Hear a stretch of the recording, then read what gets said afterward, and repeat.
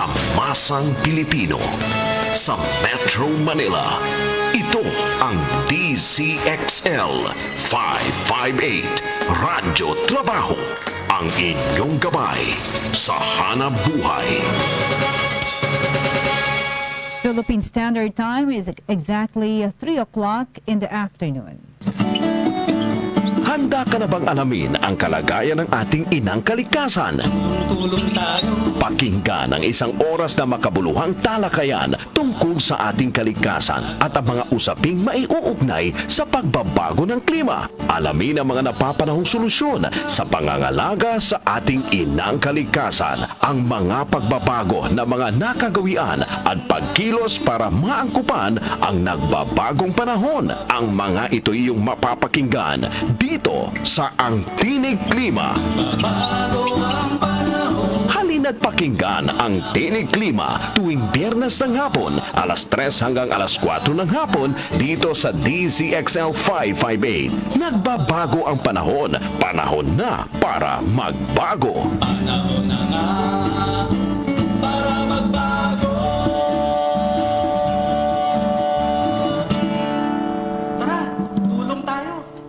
Magandang hapon pong muli mga kasama at nagbabalik ang ating makabuluhang talakayan tungkol po naman sa mga isyong kalikasan at pabago-bago klima po tuwing Biyernes ng hapon. Ako po ang inyong kasama mula sa DZXL 558, Jenny Pahilaga, at syempre kasama po natin sa ating talakayan ngayong hapon mula sa Department of Environment and Natural Resources, ang Director ng Climate Change Service, Director Elenida Basug. Magandang hapon, Director Ellen.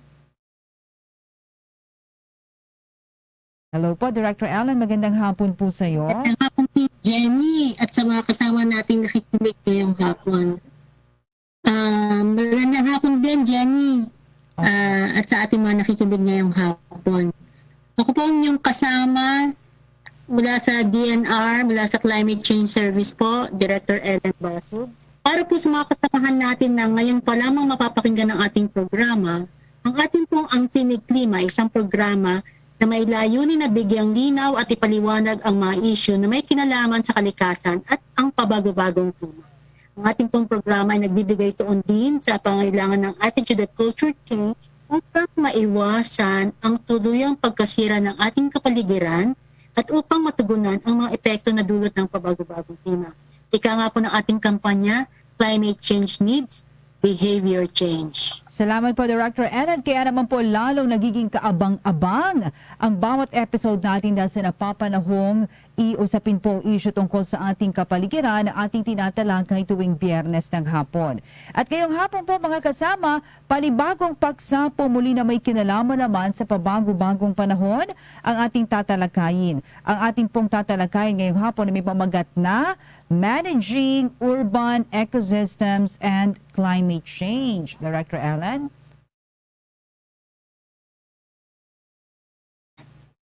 Tama ka, Jenny.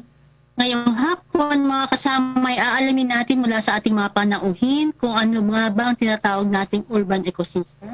Ano ba iba't ibang uri ng urban ecosystems ang maaari nating gawin sa ating mga syudad at kung paano makakatulong ang mga ito sa ating climate change adaptation and mitigation and disaster risk reduction management efforts. Lahat po ng yan ay sasagutin maya-maya lamang ng ating mga panauhin.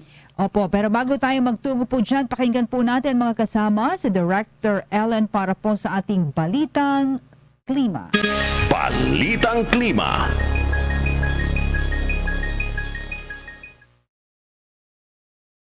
Mga kasama, isa pong nakalulungkot na balita.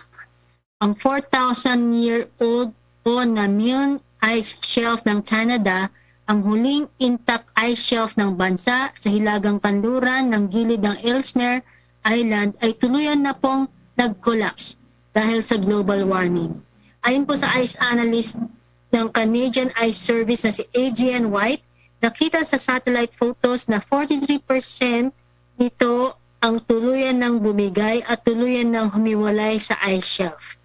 Ito po ay matapos maitala ang mas mainit na temperatura ng reyon mula Mayo hanggang unang bahagi ng Agosto Ayon po kay University of Ottawa Glaciology Professor na si Luke Copeland, tinatayang tumaas ng halos 5 degrees Celsius ang temperatura sa rehiyon. So lamang po ang Milne Ice Shelf sa malalaki at intact na ice shelf ng Canada na tuluyan ng nag-collapse dahil sa climate change. Noong 2005 po, may natitira pang 6 na ice shelf sa Canada, ngunit ang Milne Ice Shelf ang kahuli-hulihang naitala na intact na ice shelf na tuluyan na rin nag-collapse ngayong taon. Naku, yun po. Salamat po, Director Ellen, para sa ating balitang klima. Kailangan naman po talaga nating bigyan ng pansin ang usapin ng climate change para bago po mahuli ang lahat. Kaya ngayong hapon, mga kasama, alamin po natin kung paano makakatulong ang pagsusulong ng urban ecosystem sa ating laban sa climate change. Kasama po ang ating mga panauhin ngayong hapon mula sa iba't ibang institusyon. Director Ellen? Yes, so Jenny, kilalanin natin ngayon ang ating mga panauhin. Ang isa po sa kanila, mula po sa Ecosystems Research and Development Bureau, ang hepe ng Urban Ecosystems Research Division, Dr. Simplicia Pasicolan. Magandang hapon po, Dr. Sim Pasicolan. Magandang hapon po sa inyong lahat. Magandang hapon din, Director Ellen, at sa lahat ng ating mga nakikinig. At kay Dean Lidasan, magandang hapon po, sir.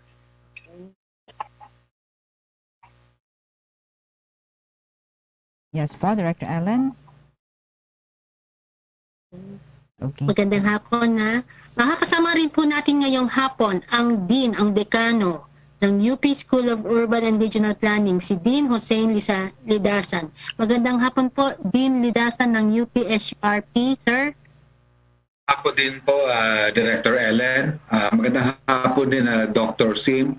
And sa Sir lahat ng mga Dean. nakikinig. At saka sa lahat ng mga nakikinig Opo. sa programang ito, magandang hapon din sa inyong lahat. Okay po.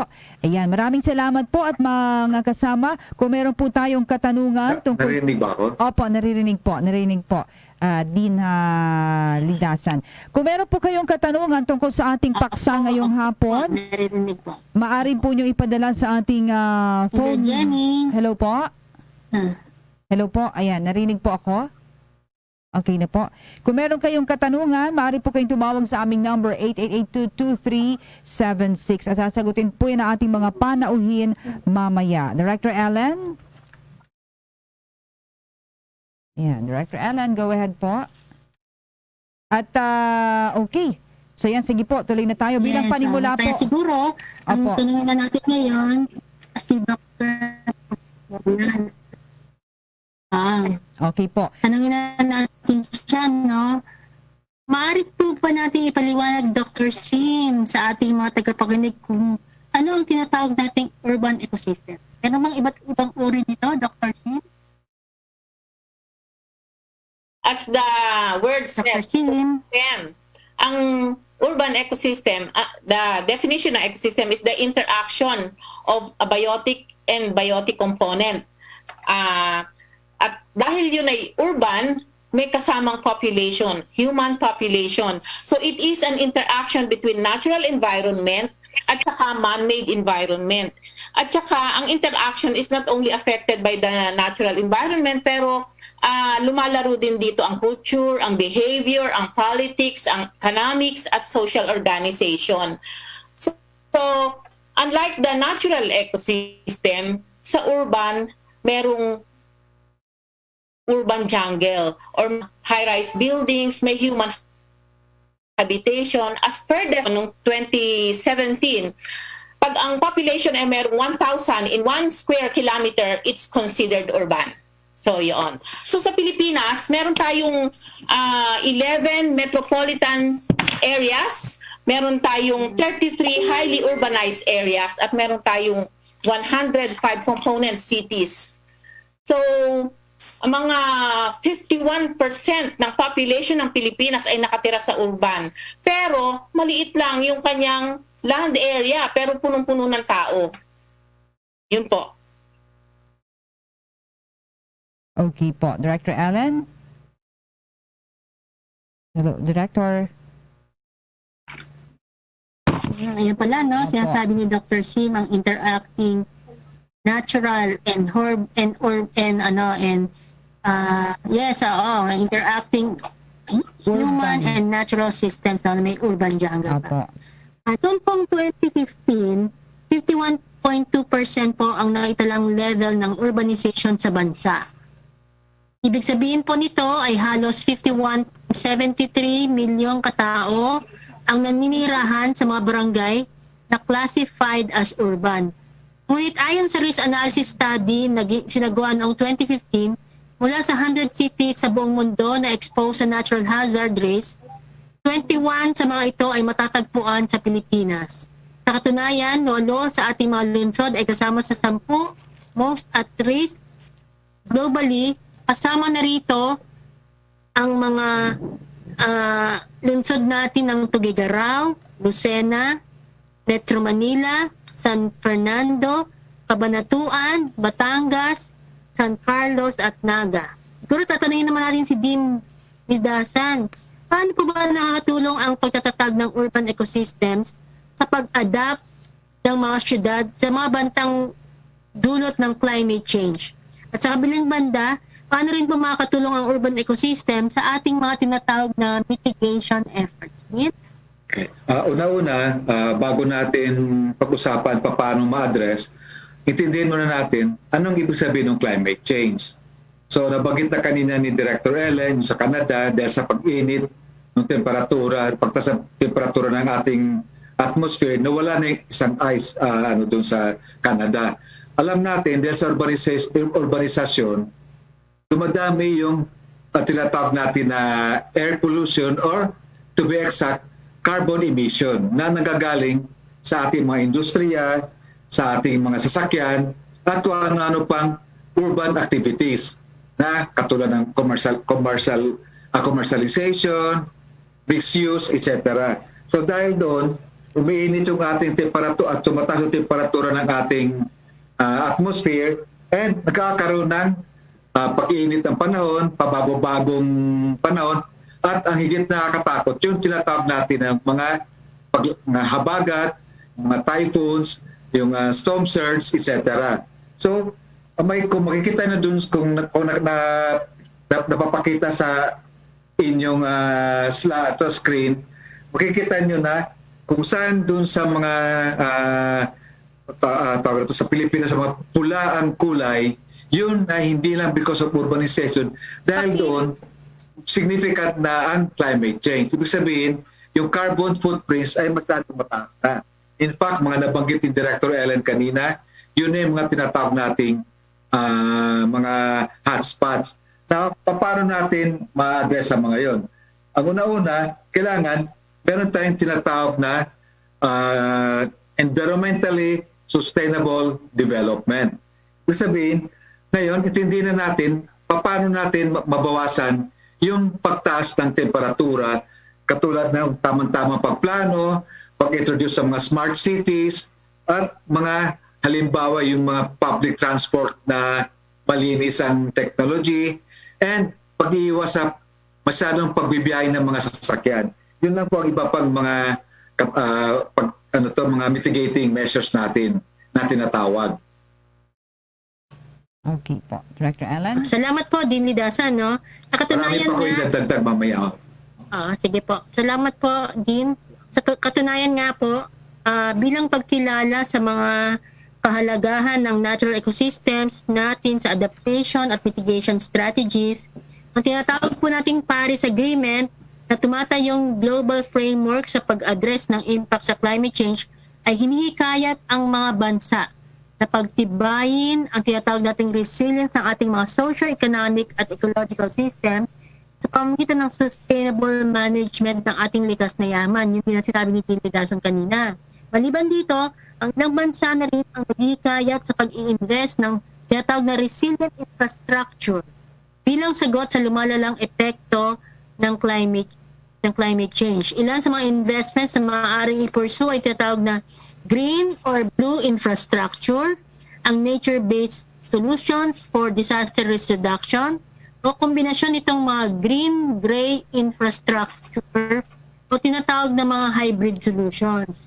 Siguro tanungin naman natin ngayon, maaari po bang maibahagi ang halintulad na programa at proyekto na sinimulan nyo sa ERDB, si Ma'am Sim, sa mga urban areas dito sa Pilipinas? Tapos mamaya pakinggan naman natin si Dean Lidasan. Ma'am Sim? Okay, sa ERDB may Doc ilang... Sim? Yes, can you hear me? Go ahead po, go ahead po. Ay Yes, yes. ilang mga initiative sa pamagitan ng pagsasaliksik sa urban ecosystem gaya ng mga sumusunod. Ito yung mga completed studies na namin. Itong ecosystem perspective in zoning and land use planning in highly urbanized areas. And then resilience of communities to disaster risk, disasters and natural hazards in urban areas. Adoption strategies on health hazards caused by industrialization and commercialization in selected urban communities in Calabarzon. And then the psychosocial benefits and uses of green parks and open spaces, and then application of green technology to brace communities on the impacts of urbanization. And ecological assessment of green parks, green spaces and schools and mini forests in urban areas. And also development of incentive mechanisms for the management of solid waste. Ini-emphasize namin yung we have to really take care of our green parks, open spaces, kasi sila yung less protected. They are the first to go pagka mayroong infrastructure program, gobyerno o hindi. And so, hindi nila masyadong nabibigyan ng kahalagahan yon. But we were able to compute as to how much is yung carbon stock ng isang green park. For example, yung sa ating LPPCEA lamang, merong initial computation, it's Sa Las Piñas siya na, LPPCEA sa Las Piñas. Las Piñas, Parañaque, Critical Habitat and Ecotourism Area. Meron dong 26 hectares na mangrove. Tapos, they were able to compute na 0.9% of the total vehicular emissions ng Metro Manila ay kaya niyang i-sequester. Now, it needs a lot of verification. Yung iba nagtaas ng kilay because of that. Pero I truly believe that it could do it. Kaya niyang i-sequester yung mga vehicular emissions. Kung pararamihin natin, palalawakin natin, yung ating mga green parks and other yung greeneries, not necessarily, kahit na vertical gardens, anything green, anything that could sequester carbon in the process of photosynthesis ay makakatulong. At isa pa, palalawigin natin yung ating wastewater treatment facility. That's part of, ano tawag doon? Una, to address cleaning up of Manila Bay. Halimbawa sa Metro Manila, that's one. And in any other urban areas, dapat lahat ay nakakonect sa isang wastewater treatment facility. Hindi yung kanya-kanya kasi most of the septic tanks or yung mga deposito ay defective ang design. So sayang ang una, napupulyot yung ating water bodies at ating waterways. And then, hindi natin nasa-save yung tubig, yung wastewater. Sa ibang countries, kaya nilang i-recycle yung kanilang tubig. Tayo, puro tapon. Yung karamihan ay tapon. So, ini-encourage ko ang mga nasa urban areas to connect. Yung iba ayaw mag-connect doon sa sewerage treatment facility kasi ayaw nilang gumastos. Pero kung i-compute natin, konti lang yung gastos kesa doon sa masasave nating tubig. So that's one. And meron kaming study as to, meron kasing green building na dahil kami nagre-research, tinitingnan namin as to how much is saved nung building na glass nga siya. There's so much light that goes in, but not the heat. Only light. So they don't have to use so much electricity for them to have light. And then hindi din kailangan itaas yung kanilang aircon kasi konti lang yung heat na pumapasok. And sana gayahin natin or doon sa magpapagawa ng high rise or not so high rise, ay gamitin yung ganong technology. At isa pa, napakadaling gawin is the rainwater harvesting facility. It is not something that is new, but it is so doable at makakatipid talaga tayo. Natutuwa ako sa isang local government dyan sa Metro Manila. Pwede ko bang banggitin? Kasi Yes, please. pwede kong banggitin. Okay. Oo. Meron kasi nag-present sa amin na yung 32 Saan yan?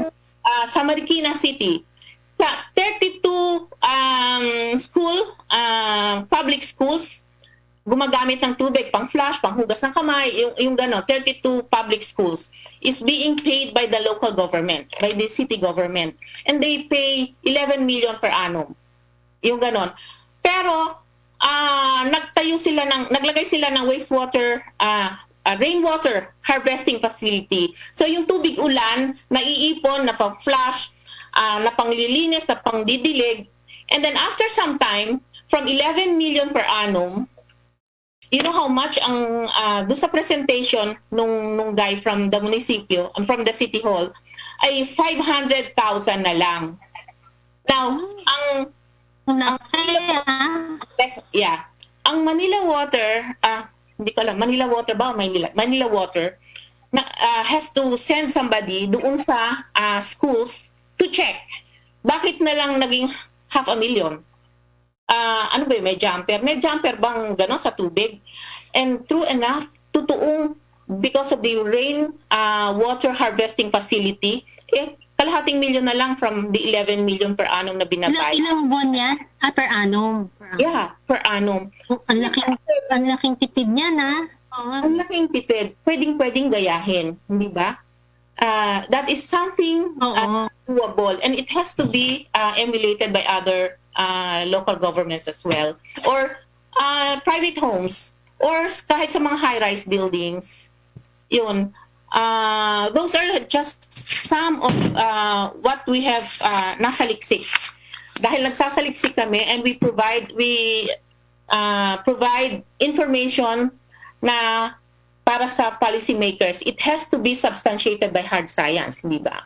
Dapat pala yan, alam mo, may pending bill ka sa rainwater harvesting eh. Dapat pala yan maisumite sa Kongreso. Okay, alright. Para sa rainwater harvesting pending bill. Okay. Sana maisulong na mabilis. Marami tayong matitipid dyan. Tubig na tubig lang.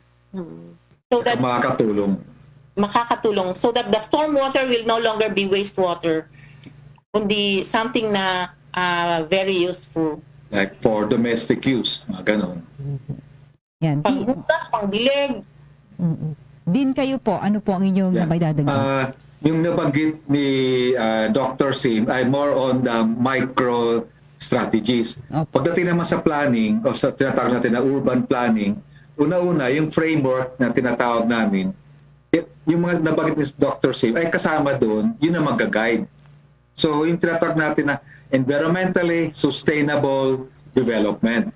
Take note, dati sustainable ang ginagamit natin. Pero ngayon, dinagdag natin yung term na environmental kasi gusto natin mabigyan ng emphasis yung environment. Kasi dati, pag sinabi mo sustainable development, akala na nakakarami lalo na ng mga private sector, economic development.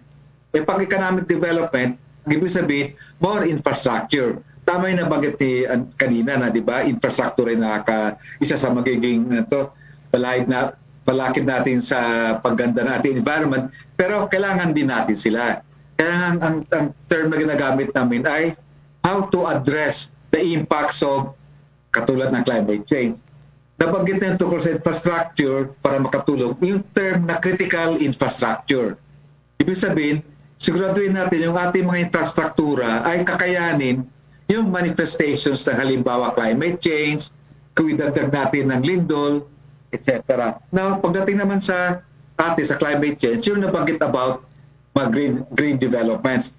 In transportation, meron tinatawag na green logistics. Ibig sabihin nun, ensure natin na yung impact ng mga transportasyon ay mababawasan yung carbon emission. Kaya nga sinasabi natin green logistics para malinis kahit paano naman yung ating transport environment. Susunod, yung tinatawag na reverse logistics. Yan, marami sa inyo, alam niyo yan. Yung reverse logistics, that related naman sa ating fuel, mga gasolina, mga teknolohiya, na may sure natin na less carbon yung mga technology. At saka para may mabawasan yung paninira ng ating mga resources. Halimbawa, paggamit ng mga renewable energy. So yan ang example ng tinatawag na green logistics. Sunod, yung teknolohiya naman, katulad ng information communication technology. Kaya kung ba narinig nyo tinatawag na e-commerce, BPOs, smart city, and in fact kahit yung ano natin, di ba yung kunwari yung mga Grab car or Grab a tricycle, etc. na hindi mo na kailangan lumabas, tatawag ka lang, darating na sila, mag-order ka through internet, yung disruptive technologies, Internet of Things, yun na example ng mga tinatawag natin na smart city technologies. Pero kailangan yan, meron tayong tamang-tamang critical infrastructure. Ngayon, nabanggit kanina yung interdependence ng infrastructure and climate change impacts. Ang urban risk, di ba, na related sa hazards, ay patong-patong na yan. Ibig sabihin, kung yung water contamination, kung hindi natin naayos yan, karoon ng pollution, kung yung pagtapon ng mga basura sa mga ating mga ilog, isa ring bagay na kasiran yun.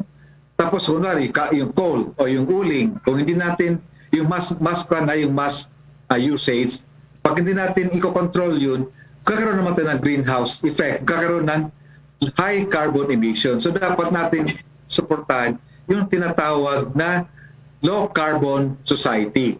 So yun ang pangkalahatan na mga nabanggit natin ng mga solusyon, mitigating measures, ay aim at attaining what we call a low carbon society. Efficient mass transit system, yung mga nabanggit na kanina ng mga mitigating measures on water, yung green infrastructure, yung mga green building, green architecture, etc. So yun yung lahat yung mga dapat na ating aalamin. Ngayon, doon naman sa tinatawag natin na disruptive technologies, kung ang mga tao ay hindi nalalabas, no? kung kailangan lang, imagine for every trips na lumalabas, ilan yung energy na magagamit natin. So kung ma-minimize natin yun, ma-maximize natin yung pagbaba ng carbon emission. Kasi sa climate change, ang number one na kalaban natin ay yung tinatawag na carbon emission.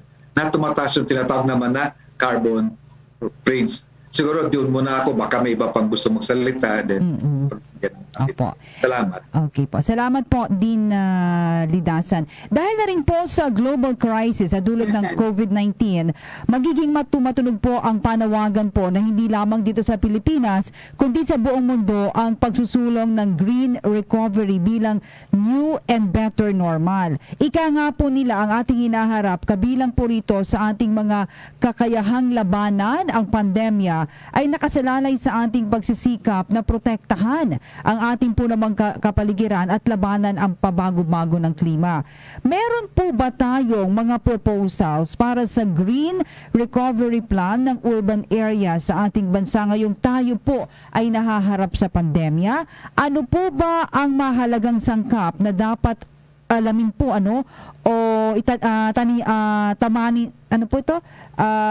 lamanin ng ating pong green recovery recovery plan para po sa ating mga urban problem po or urban areas. Go ahead po, Ma'am Sim or Dr. Lidasan. Sino po muna? Si Dr. Sim muna o ako? Sige po, kayo po muna, Dean Lidasan. Sige.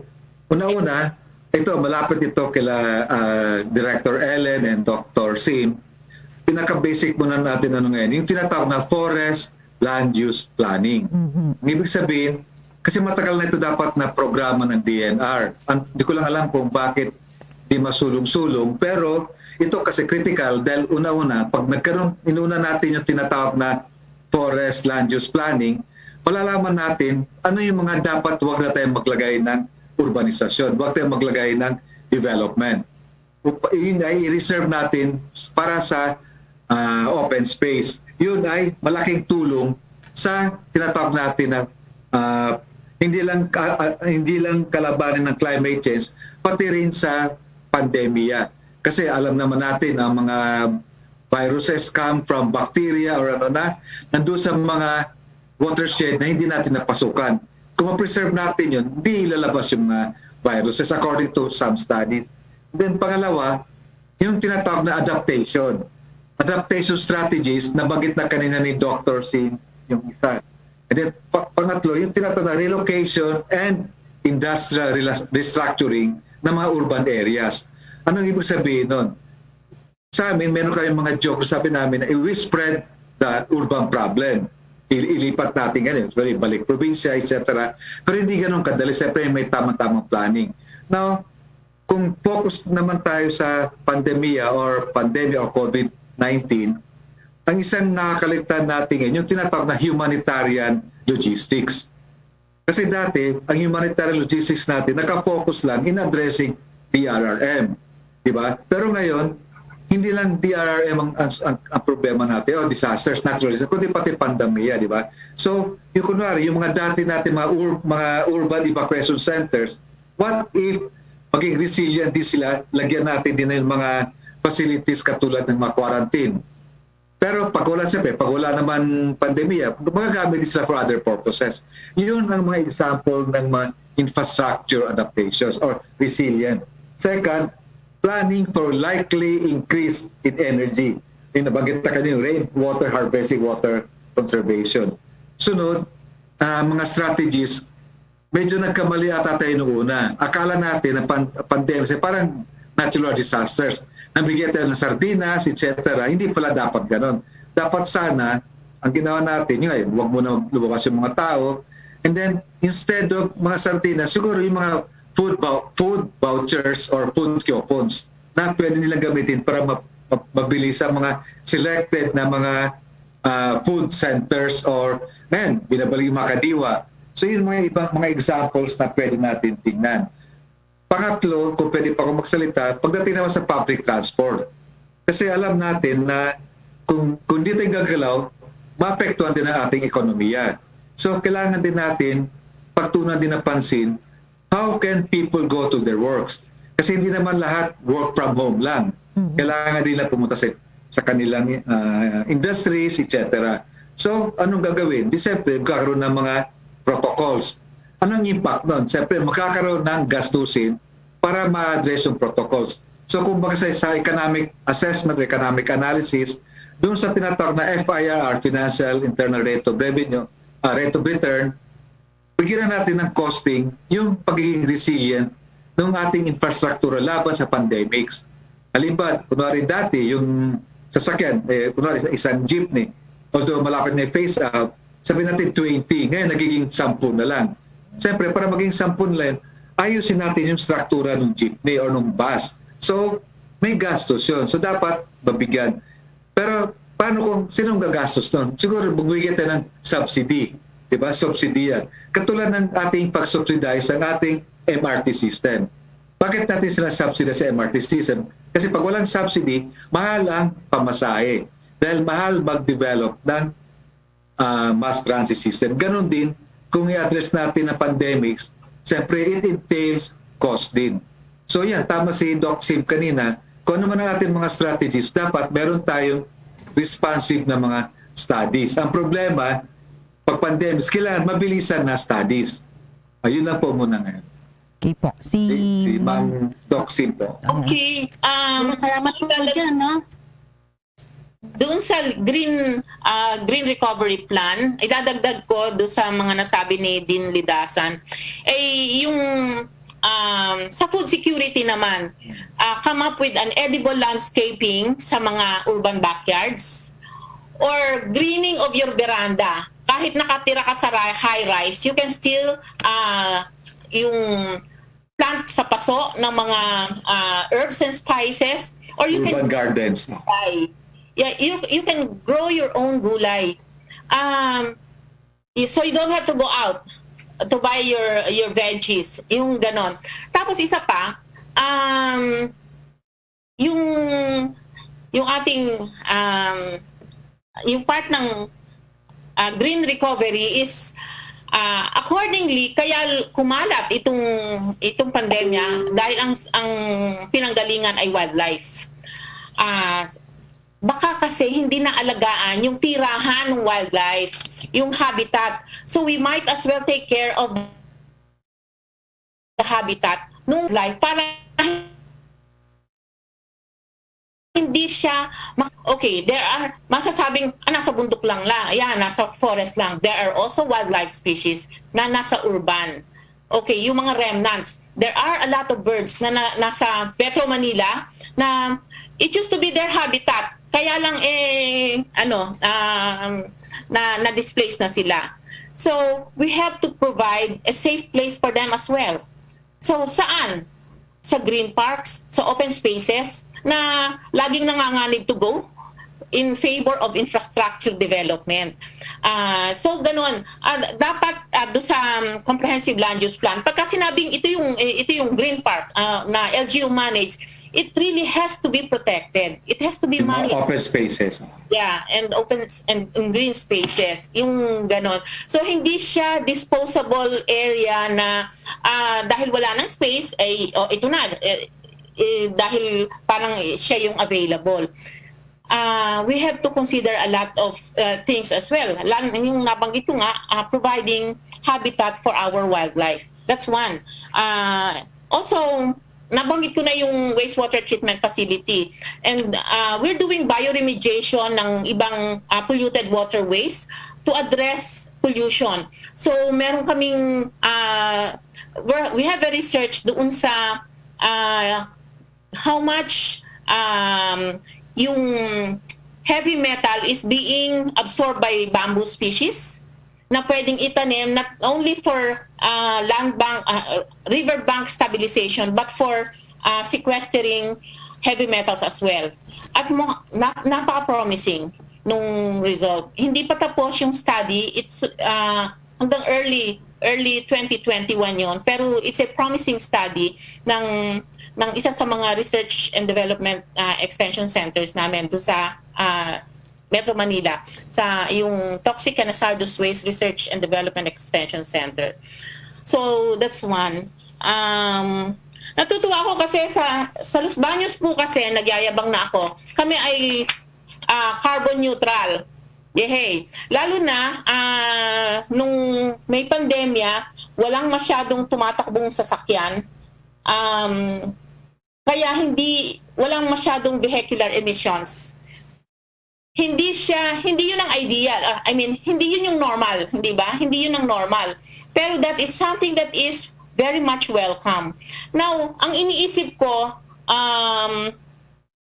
nung sanang ang lahat ng tao ay nasa loob ng bahay nila nung starting nung March, sana tinodo-todo na yung infrastructure development for mass transit system para nang sa ganon ay yung may mga private vehicles don't have to use it pagka functional na at operational na yung ating mass transit system. Yung ganon. Pero that's beside the point.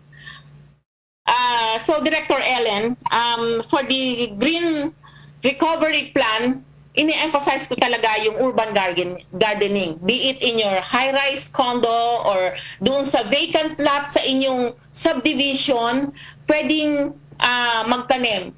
Ang Los Baños nga ay may planong gumawa ng ordinansa na they will make use of the vacant lots. Siyempre, magpapaalam sa property owner para naman hindi nakatiwangwang, kundi tataniman. Dito sa aming area, meron nang nagtatanim ng gulay doon sa mga vacant plots na hindi nila pag-aari, pero pinayagan ng may-ari. So that's one. So not only greening, but it assures yung pagkukunan ng gulay. Yun lamang po muna for now, for the green recovery plan. Salamat Doc Sim at Inlidasa, no? Siguro, ang gusto kong banggitin naman ngayon, yung mga sa mga specific na urban areas natin.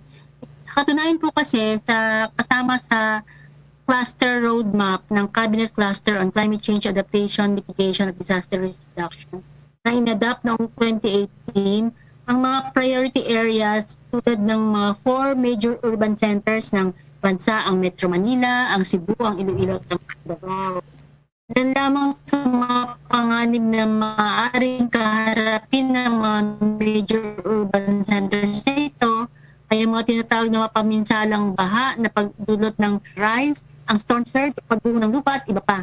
Ang tanong ko naman po ngayon ay meron po ba tayong mga kasalukuyan o mga nakaraang programa sa mga major urban centers na ito? At kung meron, ano po ang mga naging lessons ng mga programang iyon, lalo na sa pagtugon natin ng climate at disaster risk? Dean Lidasan? Dean? Bago ko sagutin yan, O siguro si Doc Sim muna kung medyo- okay na, marinig na ba ako? Ayan. Bago ko siguro sagutin yan, konting ano na doon sa nabanggit ni Doc Sim. Opo, Di niyo po alam, during the lockdown natin, marami na pong infrastructure projects ang ating pamahala, lalo ang DPWH, na natapos nila. Yung papunta ng north at saka papunta ng south. Yung mga highway. And then even yung mass transit natin, nasisimula na. So ngayon, kung balik ako doon sa tanong ni Director Ellen, yung mga sa pagdating sa transport naman, ang nasisimula na nila ngayon tungkol sa pag-address, di ba, ng impacts ng climate change sa mga nabanggit na malalaking urban areas. Una-una, yung promotion na tinatawag natin na non-motorized transport systems. So makikita ninyo ngayon, ay mandated na mga LGUs na to come up with their non-motorized transport plans. Pangalawa, yung pag-introduce sa mga efficient low-carbon technologies for transport and industries. Ang DOTR, balak na lang i-propose yung tinatawag na high-priority bus systems na low-carbon or low-carbon technology sa electric vehicle. In fact, sa Davao, ipaprioritize na yan. Sa Metro Cebu, sisimulan na yung bus rapid transit systems. Then pangatlo, kung pamilya kayo sa tinatawag na TOD, Transit-Oriented Developments, ito ay land use at transport na mga strategiya na ang DOTR and even yung mga LGUs ay sinusuportahan nila ito. Kaya kung makikita ninyo yung mga katulad ng Ayala or may ibang developers, tumutulong din sila para maging ma-materialize ito. And then pang-apat, yung ngayon binabanggit yung forest land use plans para ma-ensure yung green environment. Ang alam ko, ang DNR din ay towards this also. They are not trying to promote this in the metropolitan areas. Kasi nabanggit nga kanina ni Doc Sim, yung importance nga ng urban gardens, yung importante yun. And then huli, yung capitalizing on ICT, Information and Communication Technology, lalo na yung nabanggit ko kanina mga smart technology or smart city technologies. Kaya nga mapansin ninyo, di ba, ang mandate na pamahalaan ngayon, mga LGUs, bawasan nyo na yung mga requirements para mapatayo ng mga cell sites, yung mga ating providers. Pero siguro dito, pwede pumasok ang DNR o ang EMB kung wala ba itong negative effect sa mga barangay sa rural areas. Kasi nga, kung ilalagay nga natin, pero baka naman maapektuhan yung mahirap yung urban or yung ecosystems, mahirap din naman, di ba? And then, yung huli, na related din doon sa mga lugar na yon ay yung pag-introduce ng mga tinatawag, medyo related sa work from home, yung telecommuting. It's a form of travel demand management schemes encouraging people not to go to work kung kinakailangan, kung hindi man lang kailangan. Ayun lang muna uli, Director Ellen. Dr. Si Ma'am Sim? Si Ma'am Sim? Yes. Panaga. Yung dalawang yon ay among the 6 study sites where we did yung study on how to manage yung LGU green parks. This is very important kasi nga we also studied kung ano yung mga pollution tolerant species na pwede doon sa kanilang area na within yung their climatic type. Kasi pwedeng this species is pollution tolerant pero hindi naman doon sa climatic type A, type 1 or type 2 or type 3. So dinidetermine namin kung anong saang climatic type siya napapasakop, tapos kung ano yung mga species na adapted dun sa that type of climate. And so we have a long list of pollution tolerant species na nire-recommenda para sa kanila, para dun sa kanilang LGU managed parks. So, isa yon sa mga studies namin. And then sa Metro Manila naman, still i-implement pa lang is yung studying the coping up mechanisms ng mga urban communities. Now, nahihirapan insofar as pandemic is concerned. Nahihirapan kaming mag-interview, yung ganon. So what the project leaders did, yung taga-barangay mismo ang kanilang hinire. So since yung mga taga-barangay gusto nila ng additional income or doon sa walang income na kaya nilang maging enumerator, sila na mismo. Kilala na nila yung mga respondents doon. So sila na ang we don't have to go there in these times na hindi kailangang lumabas. So yung mismong kakonect namin, ang kakontak namin, yung doon sa pagkukunan ng aming iba't ibang datos. So sila na mismo. Pero we have to monitor them as well. Marami namang paraan through cellphone or sa Zoom, sa maraming paraan. Without going to the place just to collect data. So yun, one has to really be very creative pagka nasa research kasi hindi namin pwedeng gawing dahilan pandemya, so work from home kami, so we cannot collect data kasi nandito lang kami sa bahay. There are a lot of ways. Yun. Okay. Opo, sige po. May dadagdag po kayo? I agree. Una-una, kasi nabanggit ni Ma'am yung paano magkukolekta ng data. Ang alam ko, ang ENB ay lumabas sila ng guidelines. Halimbawa, for tinatawag natin na public hearing, consultations, paano tayo makakakuha ng data na dati ginagawa natin yan, di ba tama sabi ni Doxin, through interviews. So ngayon, ano yung pwede? Katulad ng online interviews, kami sa UP, sa Diliman, ginagawa na namin ngayon yan. Na yung para sa mga faculty, paano malaman yung mga data na kailangan. So siguro pwede rin natin gawin yan. And meron lang ko yung dagdag ulit mga sana nabanggit na tinatawag natin na adaptation strategies related to critical infrastructure. Ang una-una dyan na nabanggit nga ni Director Ellen kanina, yung contingency planning. Kalimbawa, stockpiling. Kailan tayo ka ng stockpiling, not only food resources, but also of other relevant materials na kailangan during pandemic. Halimbawa, yung mga gamot. Kasi nakakaligtaan natin, yung mga maintenance sa mga katulad natin na medyo senior na kailangan pa rin natin yun, di ba? Hindi lang tayo dapat focus sa mga gamot lang for COVID, but also for other, di ba? Pati sa mga buntis, mga bata. Second, yung nabagit na ni Ma'am, ni Doxin, yung rainwater harvesting and water conservation, and also attention to the security of transportation and other lead-case infrastructures. Remember, we are mentioning critical infrastructure. Hindi lang para kalabanin ng climate change, pati rin sa mga pandemics. So yun ang mga ibang mga examples ng mga adaptations na pwede natin tingnan. And then ito siguro baka pwede si Director or si Doxin mag-explain. Ano ibig sabihin ng elevating quays surrounding the area, elevating grounds, promoting and constructing wet-proof grounds, etc. So yun yung mga adaptation na importante para ma-minimize yung impacts ng climate change. Yan yung sa ating green recovery. Okay po ma'am, next. Okay po. Yan. Okay na po, Dean? Yes, Apo, yan. Kay Doc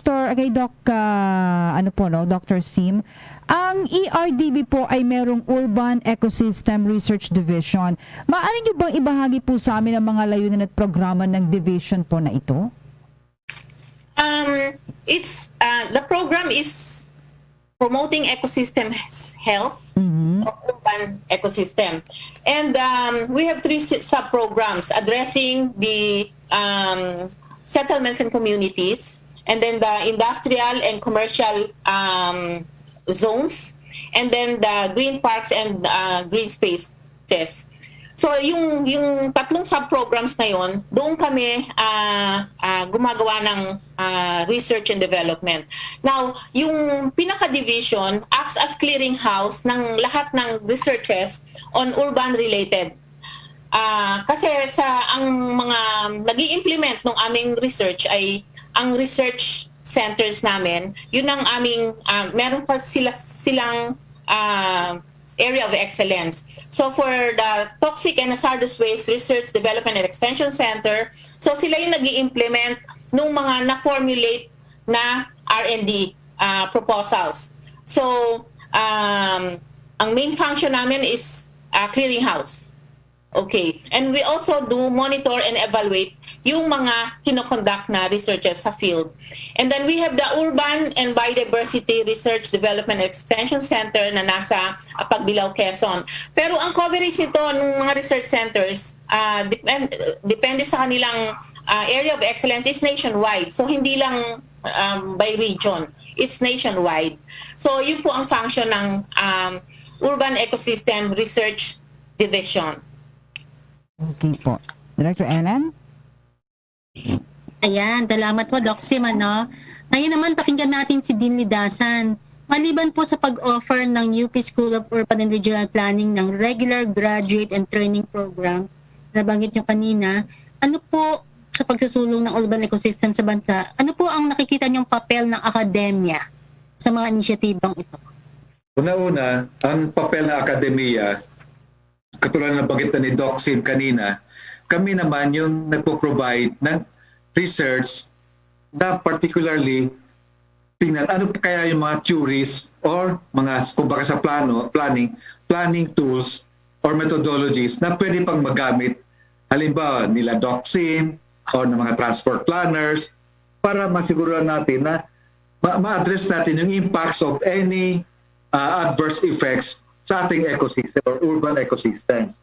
And ma-ensure natin yung improvement niya. Pangalawa is for the academe to play an active role in planning advocacies. Katulad na banggit ko kanina, promoting non-motorized transport system, yung pag-push natin sa tinatawag na resilient and redundant infrastructure development. And also looking at how can we come up with doable programs na base sa research and extension. And pang-apat na I think pinaka-importante rin ay yung sa related to advocacy and community participatory approach, ang mga academe, they should provide not only the tools and the planning tools, but they should also provide information dissemination. And second, to be critical in any programs or projects of the government and even the private sector, not just for the sake of criticizing, but to ensure na talaga bang nakakatulong yun, hindi lang sa ating ekonomiya, but in addressing climate change. And ngayon, dagdag na naman natin yung pandemics. And lastly, especially to pandemics, yung nabanggit ko kanina, how can we now quantify yung mga strategies na gagawin natin para ma-address ang pandemics. Halimbawa, kunwari, yung nabanggit ko yung mga protocols, di ba? That will entail cost. So, kailangan natin na malaman kung ano yung viability gap, ano yung types of subsidies. Pangatlo, ano kaya in relation to planning ang pwedeng tingnan ng akademiya para ma-enhance efficiently yung yung mga strategies in addressing not only climate change but also pandemics. Yes po. Okay po. Ayan. Dr. Ellen, siguro thank you, green thank you tip. po. Siguro sa lahat ng mga programang nabanggit na ito, yes, sa lahat po ng nabanggit na programang ito, dahil nasa ilalim tayo ng new normal at may limitadong physical interactions, tanungin naman natin, Jenny, ano ba yung mga maaaring kahirapan o challenges sa ating hanay sa mga implementasyon ng ating programa at paano po tinututunan ito. Doc Sim, ano yung mga challenges natin sa mga programa natin sa Urban Ecosystems Research? Okay. Paano naman natin na-address? Most of the time we work from home. Yung ganon. Pero it is not an impediment to collecting information or gathering data. And then while we work from home, makita namin, we make use of the technology. And then while we work from home, we see to it that we are encouraged by our director na to increase our capacity or to equip ourselves. So, kaya we are encouraged to join lectures, seminars, yung kung ano-anong courses that will equip us as researchers. Yung ganon. And now, meron kaming program before the pandemic na to roll out yung technology na develop namin on carrying capacity ng mga tourist areas at tourist destinations, but not just tourist destinations, even other areas as well. Now we're ready to roll it out. Next month, we will start the rollout through virtual. So this will be a nationwide activity, pero hindi sabay-sabay ito dagsaan, kundi uunahin namin ng mga taga DNR, and then LGUs, and then yung iba pang stakeholders at iba pang kliyente na re-request na for them to be trained.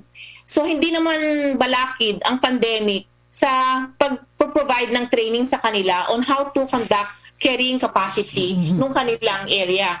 So hindi lang isa or dalawa or tatlo ang nagre-request sa amin na please i-train mo naman yung lalo ng mga LGUs for us to how to conduct carrying capacity Opo. study, for us to determine Opo. yung Dr. carrying capacity itong area namin. Opo. Yung ganon. Now we're ready next month. Opo. The module is complete and it's ready. I-webinar namin. Opo. Director Ellen, medyo kapos na po tayo sa oras. Sige po, sa parting words na lang po siguro. Yes, oo nga, no? Go ahead po sa ating panauhin sige. para bago tayo po magpaalam. Sige, Opo. hinga na natin ng parting Opo, words si opo. Nadine at si Doc Sim. Opo. Maalam na words po Pwedeng sa ating mauna? mga tagapakinig kasi medyo Meron Hold on, akong sister. change of behavior. Yung ay tanong ko sa one has to really be conscious na kung yung ginagawa mo ba is good for the environment or will it mitigate climate change. If we keep on doing it and making always that yung consciousness ba and having that accountability, kanino ba tayo accountable do sa lahat ng actions natin, then after that it becomes a lifestyle. Opo. Then it changes our behavior. Opo. So, yun lang ang gusto kong isulong or i-encourage do sa mga makikinig sa atin. Okay. To change our behavior, Mhm. do it, Opo. and change our lifestyle. Okay po. Si Okay, Dean. Dean po. Go ahead. Dean, parting Okay. word, Dean. Yung sa akin lang ay general natin, strengthen natin yung tinatawag na resilient critical infrastructure kasama information and communication, lalo na energy, and also yung fast and efficient internet. Opo. Kasi lahat ito ngayon, sa ngayon na sitwasyon natin, ito yung kailangan natin. Okay. And last, yung sa supply chain management, kasi di ba lahat ngayon umaasa sa i-deliver sa bahay natin yung mga gusto natin bilhin. So yung mga food and other tinatawag na commercial hubs sa mga urban centers na magkaroon ng proper connectivity and yung information communication technology. Yun lang po. Okay, maraming salamat po at maraming salamat din po sa ating mga panauhin para sa inyong mga informative na talakayan. At ako naman po ang inyong kasama para po sa DZXL 558, Jenny Pahilanga. Director Ellen? Yan, maraming salamat po sa isang oras sa pagsasama natin. Salamat po kay Dean Lidasan, salamat kay Doc Sim, at sa mga nakakapakinig po natin. Abangan po natin ang ating programa tuwing Biyernes alas 3 ng hapon hanggang alas 4 ang Tinig Klima. Ako po ang inyong kasama mula sa DNR, Director Ellen Baso. At natin, nagbabagong panahon, panahon na para magbago. Oras ng makabuluhang talakayan tungkol sa ating inang kalikasan ang lumipas. Muli ninyong